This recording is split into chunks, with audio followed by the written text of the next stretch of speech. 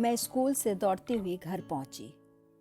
चूंकि मुझे जल्दी से कुछ खा पी कर पार्क के पीछे वाली पहाड़ी पर जाना था, इसलिए मैंने दरवाजे से ही माँ को पुकारा, माँ माँ आप कहाँ हो?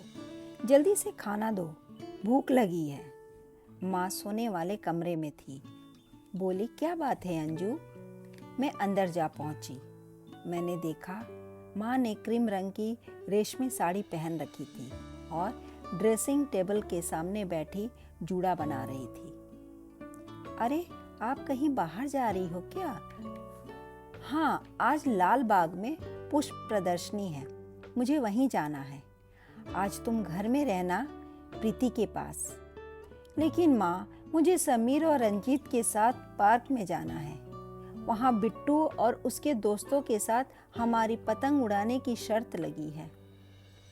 अंजू, माँ ने जूड़े में पिन खोसते हुए कहा, तुम आज घर में रहना, मैं 7 बजे तक लौट आऊँगी। तुम्हारे पापा भी ऑफिस से आते होंगे। परंतु माँ, मैं समीर और रंजीत से क्या कहूँगी? मैंने उनसे वादा किया है। क्या आप प्रीति को अपने साथ नहीं ले जा सकती? माँ ने मुझे डपट दिया, जो कह रही हूँ वही करो। एक दिन खेलने नहीं जाओगी तो क्या हो जाएगा? जब प्रीति उठ जाए तब उसे दूध जरूर पिला देना।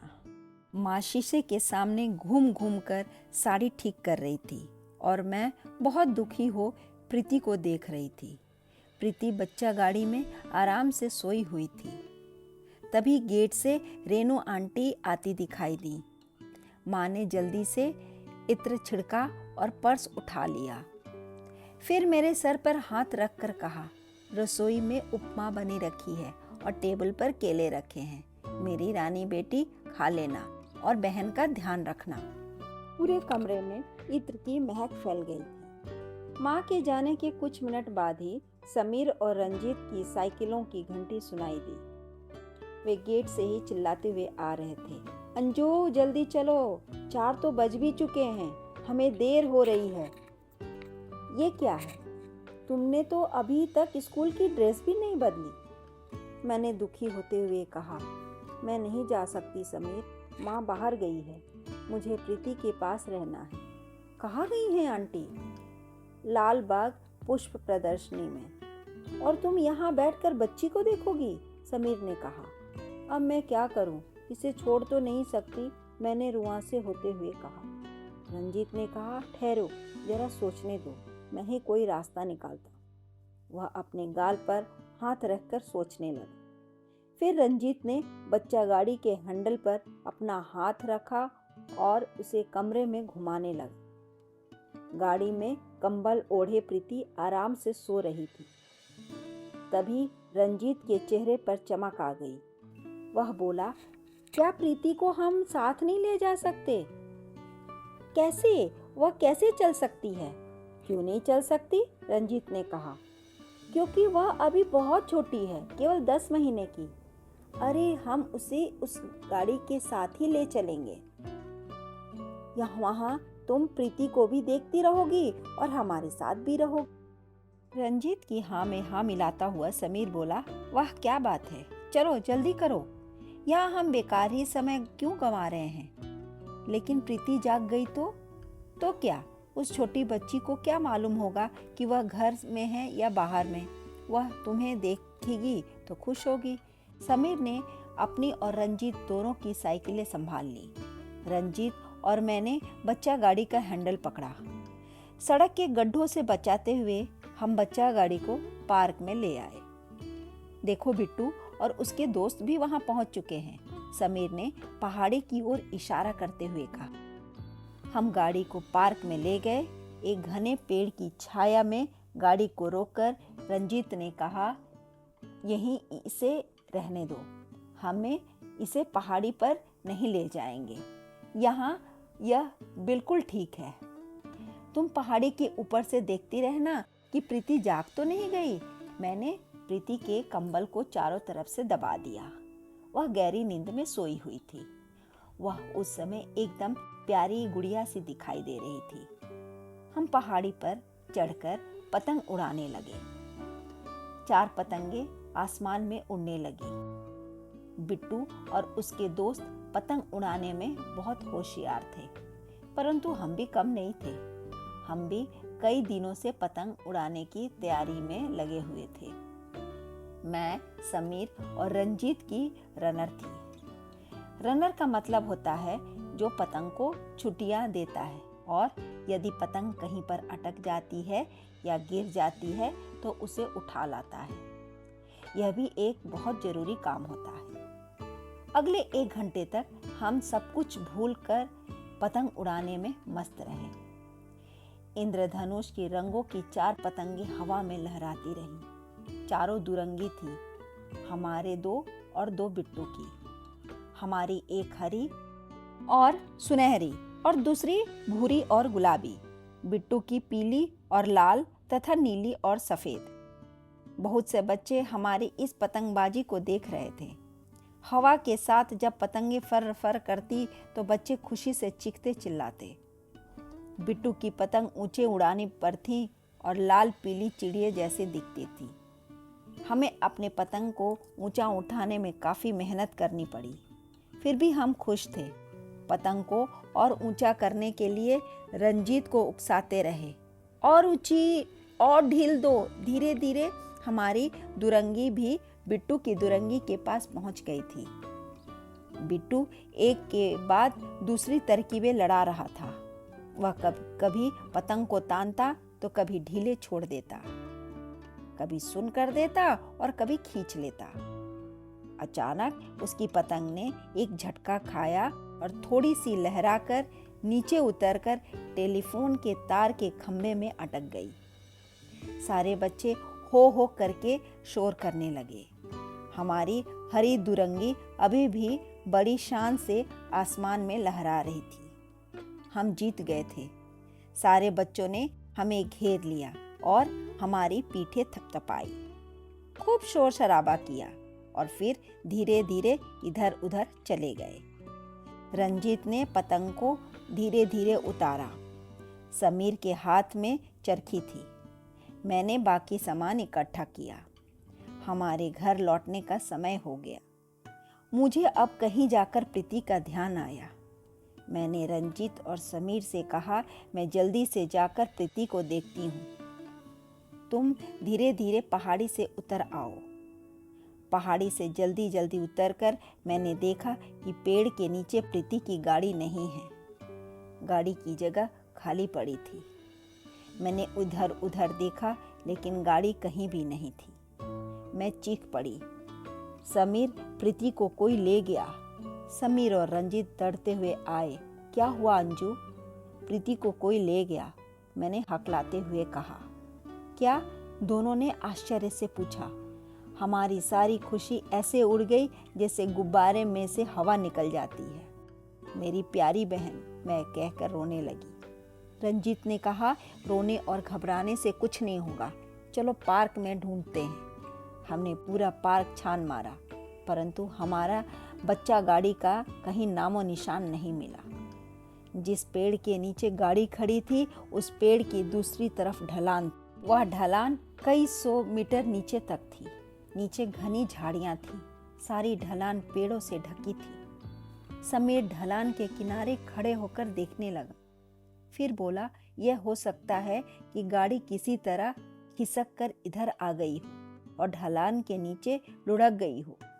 मैंने घबराकर आंखें बंद कर ली। मेरी हिचकियां बंध गईं।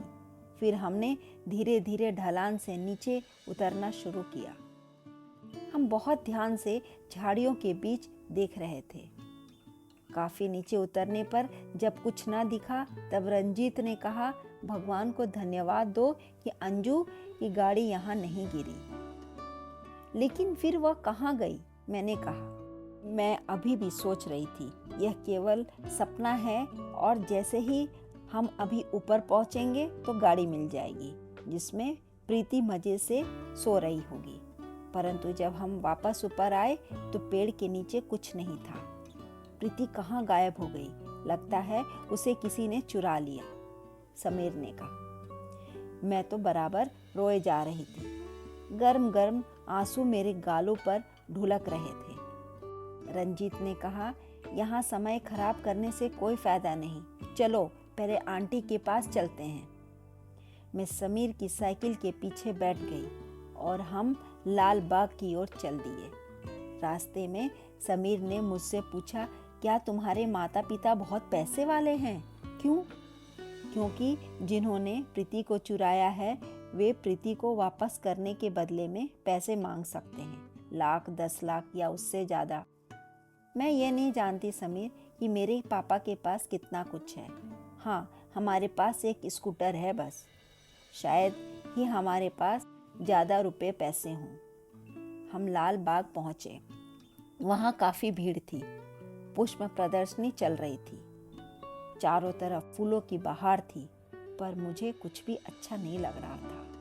हमने चारों तरफ माँ को ढूंढा। माँ हमें एक जगह कई महिलाओं के साथ खड़ी मिली। मैं दौड़कर वहाँ पहुँची और जोर से पुकारा, माँ। माँ ने मुड़कर मुझे देखा। मेरी आंखें लाल और सूजी हुई थी। अरे, तुम्हें क्या हुआ? प्रीति कहाँ है? प्रीति कहीं खो गई, मैंने रुलाई रोकते हुए कहा। क्या कह रही हो? माँ, मेरी गलती थी जो मैं उसे अपने साथ पार्क में ले गई। उसे कोई उठा ले गया माँ। माँ मुझसे भी ज़्यादा तेजी से चीख पड़ी, हे भगवान, और रोने लगी। सभी लोग माँ को देखने लगे। वहाँ खड़ी महिलाओं ने मुझे भी बुरा भला कहना शुरू कर दिया। तुम कैसी लड़की हो, बहन की देखभाल भी नहीं कर सकती थी। मैं चुपचाप खड़ी थी।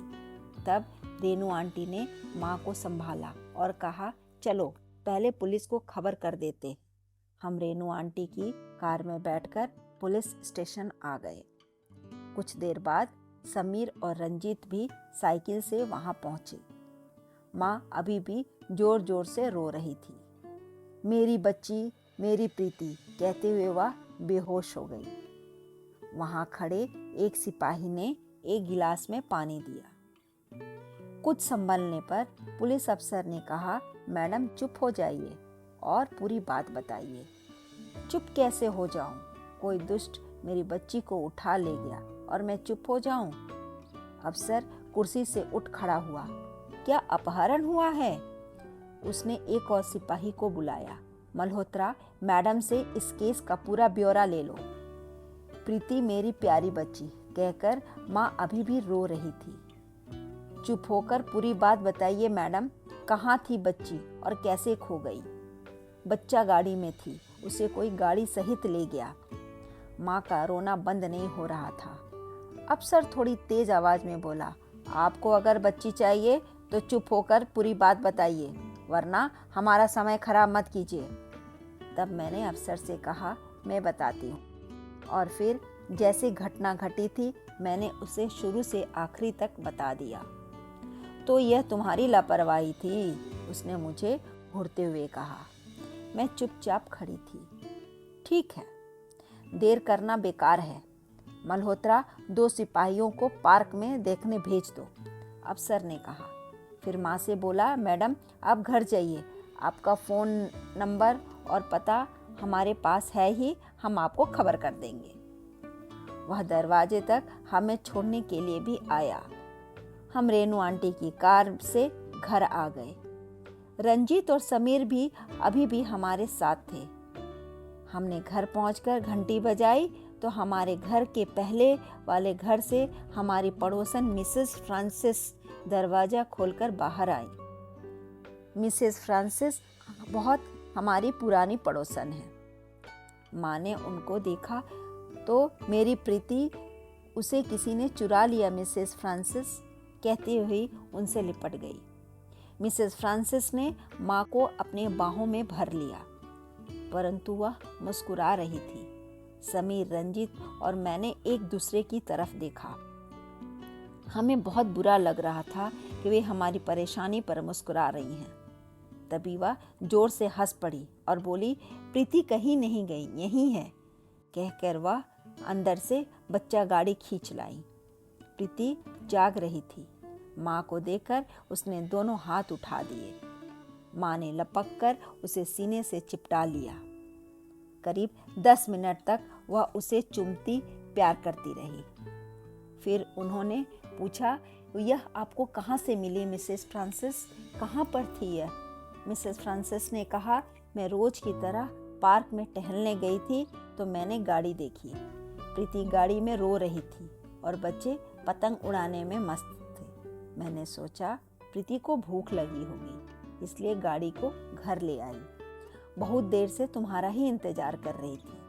हमें गुस्सा आ रहा था कि वह बिना बताए प्रीति को क्यों ले आई, परंतु हम खुश भी थे, चलो प्रीति मिल तो गई। अब पुलिस रिपोर्ट का क्या होगा? समीर ने याद दिलाया। अंजू, तुम फोन करके उन्हें बता दो, माँ ने कहा। मैंने पुलिस स्टेशन फोन किया और सारी बात बता दी। माँ ने मुझे और मेरे दोस्तों को गरम गरम उपमा और केले खाने को दिए। जब हम डाइनिंग टेबल पर नाश्ता कर रहे थे तब रंजीत बोला, अंजू, आज हमें पता चला कि बच्चों की देखभाल करना कितना मुश्किल होता है। हमारा नाश्ता खत्म हो गया था। हम पतंग उड़ाने की जीत की खुशी मनाने दौड़कर बाहर आ गए। धन्यवाद। अगर ये कहानी आपको पसंद आई तो लाइक कीजिए, सब्सक्राइब कीजिए और आइकन बेल को दबाना ना भूलें। धन्यवाद।